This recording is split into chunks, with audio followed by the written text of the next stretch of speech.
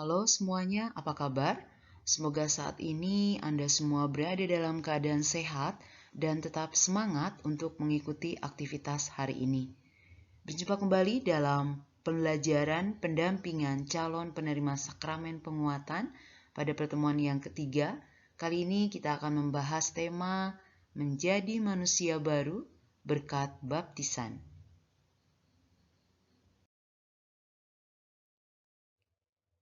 Adapun tujuan pembelajaran kita kali ini adalah semoga Anda semua yang telah dibaptis lebih menyadari makna baptis sehingga semakin terdorong untuk mewujudkan rahmat pembaptisan yang telah Anda terima dalam kehidupan sehari-hari.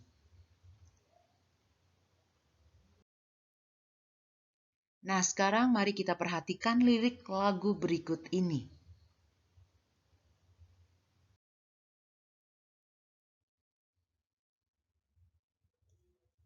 Judul lagunya adalah Syukur Kepadamu Tuhan.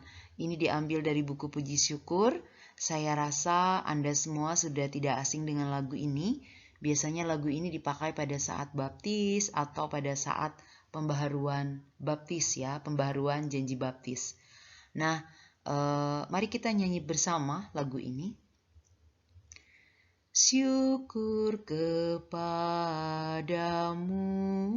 Tuhan, sumber segala rahmat. Meski kami tanpa jasa, Kau pilih dan Kau angkat. Dosa kami Kau ampuni, Kau beri hidup ilahi, kami jadi putra-Mu. Kami hendak mengikuti jejak Yesus Sang Abdi, mengamalkan cinta bakti di masyarakat kami. Syukur kepadamu Tuhan atas baptis yang mulia, tanda rahmat dan iman.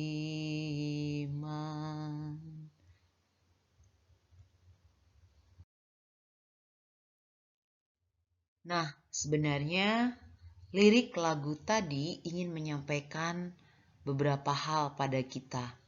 Yang pertama, dengan dibaptis kita dipilih menjadi umatnya dan diangkat menjadi anak Allah. Kemudian dari lagu tadi juga disampaikan bahwa hidup kita dikobarkan dengan cinta suci sehingga mempunyai semangat berkurban. Kemudian poin yang ketiga, kita dilahirkan untuk hidup bahagia dalam kerajaan Allah. Dan yang keempat, kita dipersatukan dengan Yesus Kristus, meneladani Yesus sebagai sang abdi atau pelayan, dan kita berani mengamalkannya dalam hidup bermasyarakat.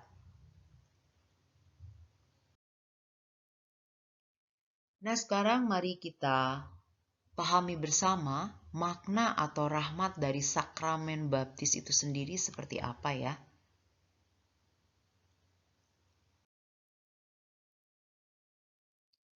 Yang pertama adalah dengan dibaptis kita memperoleh rahmat pengampunan dosa, ya. Dengan dibaptis berarti kita diampuni dosa-dosa kita. Kemudian kita juga memperoleh jalan masuk dalam kerajaan Allah.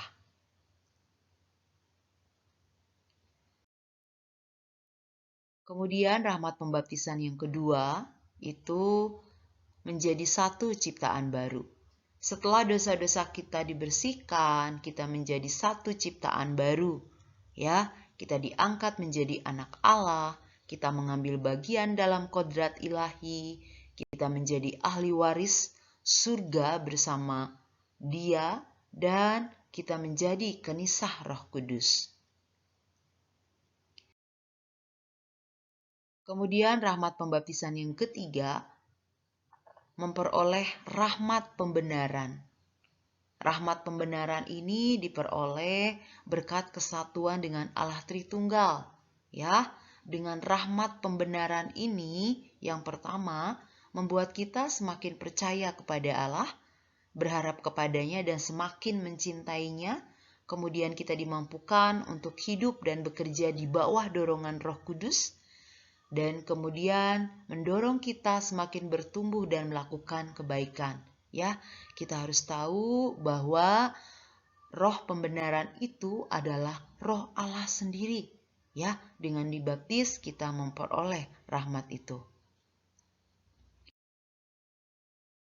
Kemudian rahmat yang keempat adalah kita dipersatukan ke dalam gereja tubuh Kristus.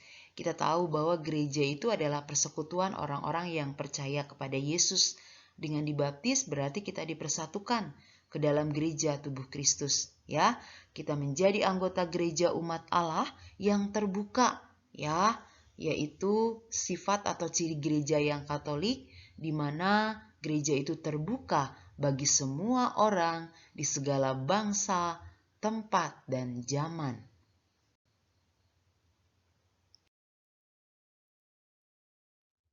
Rahmat yang kelima, ya, dengan dibaptis kita mengambil bagian dalam imamat umat Allah, ya. Jadi dengan dibaptis kita mengambil bagian juga dalam imamat Kristus, ya, dalam perutusan sebagai nabi dan raja. Jadi setelah dibaptis kita juga memiliki tugas sebagai imam, nabi dan raja. Imam itu berarti menguduskan, nabi itu berarti mewartakan, dan raja itu memimpin. Tentu saja sebagai imam, nabi, dan raja ini sesuai dengan situasi dan kondisi kita masing-masing. Ya, misalkan sebagai pelajar, sebagai imam menguduskan, misalnya dengan memimpin doa pada saat sebelum atau sesudah pelajaran, ya, itu kita sudah mengemban tugas imamat Kristus, ya. Kemudian menjadi nabi. Nabi itu adalah perpanjangan lidah Allah. Bagaimana kita berkata-kata sopan kepada teman, berkata-kata sopan kepada orang tua, itu berarti pewartaan sebagai nabi, ya. Salah satunya yang bisa kita lakukan.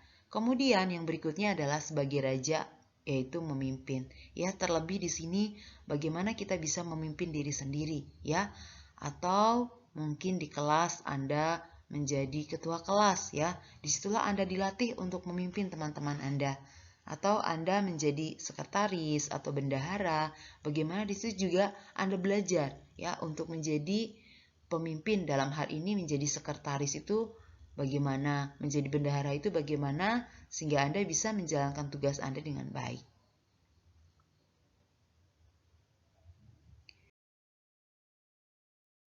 Nah, sekarang mari kita lihat, ya, rahmat pembaptisan yang kelima, yaitu terikat kewajiban dan tanggung jawab terhadap gereja. Ya, kita harus tahu bahwa ketika kita menjadi anggota gereja berarti kita bukan lagi milik kita sendiri, ya. Kita itu adalah milik Allah yang telah wafat dan bangkit bagi kita, ya.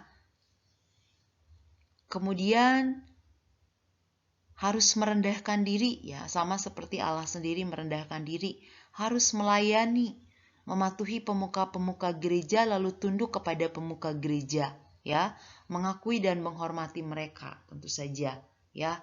Kita memiliki pastor paroki, bagaimana kita taat kepada pastor paroki, ikut kebijakan yang diberikan, itu adalah kewajiban kita juga, ya, menjadi tanggung jawab kita juga. Kemudian sebagai anggota gereja, kita pun mempunyai hak dalam gereja. Di antaranya adalah hak untuk menerima sakramen dan pelayanan rohani lainnya.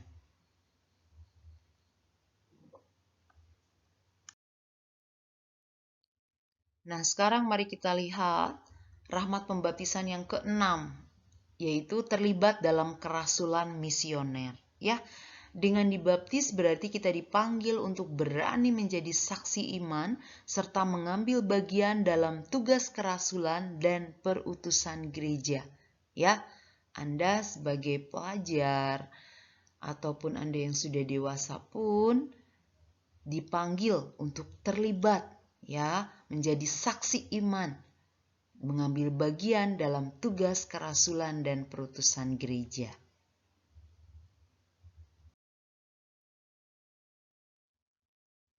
Kemudian mari kita lihat rahmat pembaptisan yang ketujuh adalah memiliki ikatan sakramental dari kesatuan Kristen, ya.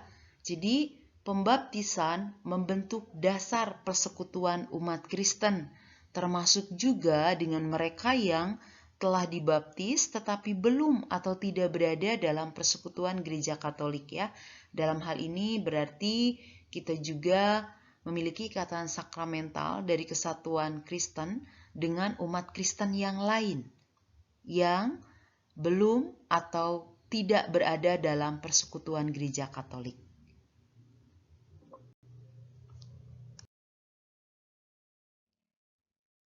Nah, kemudian rahmat pembaptisan yang terakhir yang ke-8 adalah dimeteraikan secara kekal. Jadi, pembaptisan menandai warga Kristen dengan meterai atau karakter rohani yang tidak dapat dihapuskan, ya, yaitu suatu tanda bahwa ia masuk bilangan Kristus dan tanda ini tidak dapat dihapuskan oleh dosa manapun.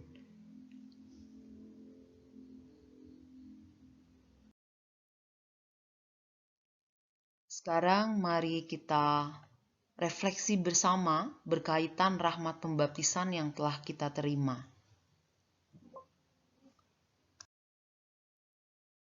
Sekarang mari kita membaca bersama sebuah pengalaman menghilang setelah dibaptis.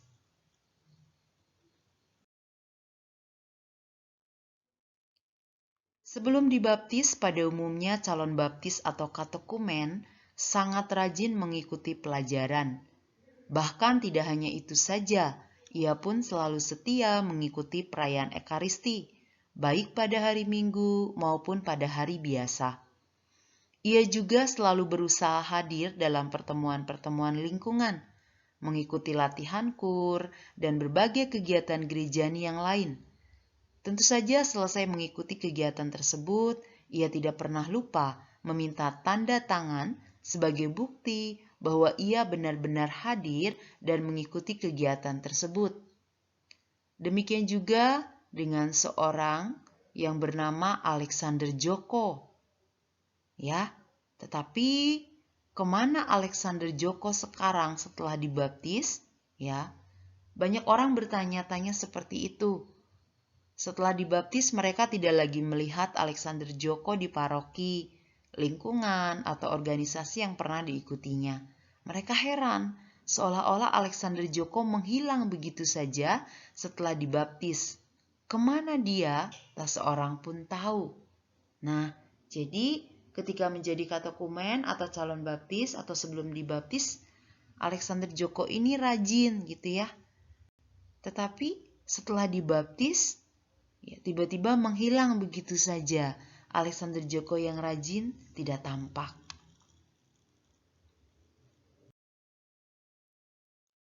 Baik, ada beberapa hal yang harus Anda refleksikan ya. Yang pertama, bagaimana kesan Anda tentang Alexander Joko? Apakah sikap dan tindakan dia mencerminkan rahmat baptis yang telah diterima? Ya, jadi tadi ada beberapa hal kita sudah bahas bersama. Buah atau rahmat dari pembaptisan itu apa? Lalu dicek apakah sikap Joko itu sudah mencerminkan rahmat baptis yang diterimanya. Kemudian yang kedua, apakah hal serupa menjadi keprihatinan umat di paroki atau lingkungan Anda? Apakah umat di paroki di lingkungan Anda itu sama seperti yang dialami oleh Alexander Joko? Rajin dalam kegiatan keagamaan hanya sebelum dibaptis atau setelah dibaptis juga mereka tetap rajin ya. Silakan Anda masing-masing amati. Nah, untuk yang ketiga ini lebih pribadi lagi. Bagaimana dengan pengalaman Anda sendiri setelah Anda dibaptis? Apakah Anda merasakan perubahan dalam hidup Anda antara sebelum dan sesudahnya? Materi kita kali ini ya adalah tentang menjadi manusia baru berkat baptisan. Apakah benar setelah dibaptis kita menjadi manusia baru atau sama saja ya? Atau baru sedikit perubahan itu, atau sudah banyak, atau memang tidak ada perubahan sama sekali ya. Itu Anda sendiri yang dapat menilai diri Anda. Nah, sekarang mari kita bersama ya. Kita bersama yang sudah menerima rahmat pembaptisan mengecek kembali ya. Apakah hidup kita sudah mencerminkan rahmat pembaptisan yang telah kita peroleh? Apakah kita benar-benar menjadi manusia yang memiliki hidup yang baru setelah dibaptis? Mari bersama-sama kita berusaha untuk mewujudkannya. Baik, terima kasih untuk pembelajaran kali ini. Tetap aman, tetap sehat, tetap teguh dalam iman. Sampai jumpa dalam pembelajaran selanjutnya. Tuhan Yesus memberkati.